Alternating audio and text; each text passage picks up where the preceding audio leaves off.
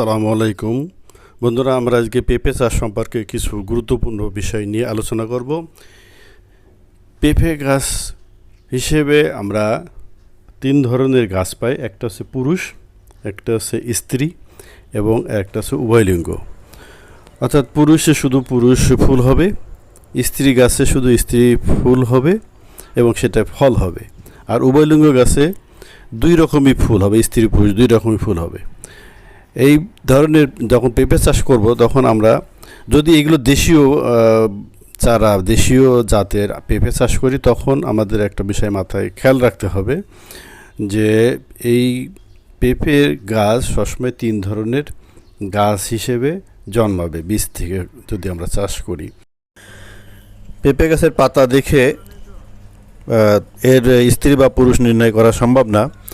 যখন ফুল আসে তখনই বোঝা যায় যে এটা স্ত্রী গাছ, পুরুষ গাছ অথবা উভয়লিঙ্গ গাছ। এজন্য প্রতিটা মাদায় আমরা অন্তত পক্ষে 2টা করে চারা রোপণ করব। যখন ফুল আসবে তখন পুরুষ ফুলগুলো উঠিয়ে ফেলে স্ত্রী গাছগুলো রেখে দেব এবং 10টা স্ত্রী গাছের সাথে একটা পুরুষ গাছ রাখলেই যথেষ্ট হবে। এটা যখন ফুল আসে, অর্থাৎ রোপণের প্রায় 2 মাসের মধ্যে সে গাছে ফুল আসবে। এই ফুল যখন দেখা দিবে তখন আমরা স্ত্রী এবং পুরুষ ফুল দেখে চিনতে পারবো। আমরা এখন ছবিতে আমরা কিছু পুরুষ ফুল এবং স্ত্রী ফুল এইগুলো আমরা গাছ এবং ফুল দেখে আমরা এখানে দেখে চিনতে পারবো যে এগুলো স্ত্রী ফুল আর এইটা আছে পুরুষ ফুল এবং এইটা উভয়লিঙ্গ ফুল পেঁপে গাছ। তো এইগুলো সাধারণত দেশি পেঁপে চাষ যখন আমরা করি তখন এইগুলো মাথায় চিন্তা রাখতে হয়।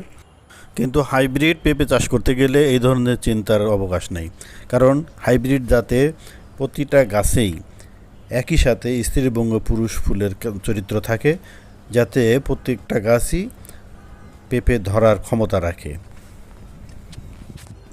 যার ফলে হাইব্রিড পেঁপের বীজের দামও খুব বেশি এবং এটা একবারে যারা হাইব্রিড বীজ কিনে রাখতে হবে তাদের জন্য রোপণ করতে পারবেন, তাদের জন্য এত চিন্তা না করলেও চলবে। দেশীয় পেঁপে যখন চাষ করবেন তখন অবশ্যই পেঁপের রোপণের পরে স্ত্রী এবং পুরুষ গাছের অনুপাতটা ঠিক করে নিতে হবে। যখন ফুল আসবে তখন এই জিনিসটা করা সম্ভব। এখন আপনি ভাবতে পারেন যে আমি সবগুলো পুরুষ গাছ আমি ক্ষেত থেকে উঠিয়ে দেবো, তাতে সমস্যা কী? আসলে দেশীয় পেঁপে চাষ করতে গেলে পুরুষ ফুল তো অবশ্যই লাগবে পরাগায়নের জন্য, এবং পরাগায়ন না হলে পেঁপে অকালেই ঝরে যাবে অথবা পেঁপের মিষ্টতা পাবেন না। পুরুষ ফুল এবং স্ত্রী ফুলের অনুপাতে ঠিক রেখে পেঁপে চাষ আমাদের করতে হবে। পেঁপে চাষ করতে আর একটা গুরুত্বপূর্ণ বিষয় চিন্তা করতে হবে যে আপনি সবজি হিসেবে বিক্রি করবেন না ফল হিসেবে বিক্রি করবেন। সবজি হিসেবে ভালো জাত আছে, সেই ধরনের জাত আপনাকে নির্বাচন করতে হবে এবং ফল হিসেবেও কোন কোন জাত ভালো এবং মিষ্টতা পাওয়া যায় সেইগুলো আপনাকে নির্বাচন করতে হবে। এজন্য দেশি পেঁপে এবং হাইব্রিড পেঁপে 2 ধরনের পেঁপের বীজ বাজারে পাওয়া যায়। তো সেই হিসেবে দেশের মধ্যে অনেকগুলো জাত আছে যেগুলো আমাদের দেশীয় জাত, আর কিছু আছে হাইব্রিড জাত। দেশীয় জাতের মধ্যে আমাদের যেরকম শাহী পেঁপেটা খুবই ভালো, এটা তরকারি এবং ফল দুটোই খাওয়া যায় এবং খুব উন্নত জাত। এইটা যখন চাষ করতে হবে তখন আপনাকে চিন্তা করতে হবে যে 3 প্রকারের ফুল এর ভিতরে পাওয়া যাবে, মানে স্ত্রী পুরুষ এবং উভয়লিঙ্গ 3 প্রকার গাছই আপনি পাবেন।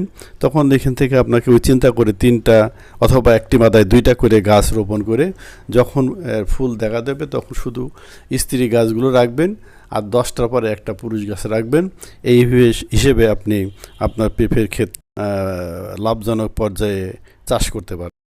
হাইব্রিড জাতের পেঁপের এই সমস্যা হয় না, অর্থাৎ একই গাছে একই ফুল থেকেই পরাগায়ন হয়ে সে ফলে পরিণত হবে। দেশীয় জাতে স্ত্রী পুরুষ এবং উভয়লিঙ্গ গাছ হয়ে থাকে এবং ফুলও সেভাবে হয়। ভালো জাতের হাইব্রিডের মধ্যে red lady, top lady, green lady এই ধরনের বিভিন্ন বীজ আপনি ভালো বীজ বিক্রেতার কাছ থেকে কিনে সেইভাবে পেঁপে চাষ করতে। ভিডিওটা যদি ভালো লাগে তাহলে সাবস্ক্রাইব, লাইক এবং শেয়ার করে অন্যদের দেখার সুযোগ করে দিন। সবাইকে ধন্যবাদ। আসসালামু আলাইকুম।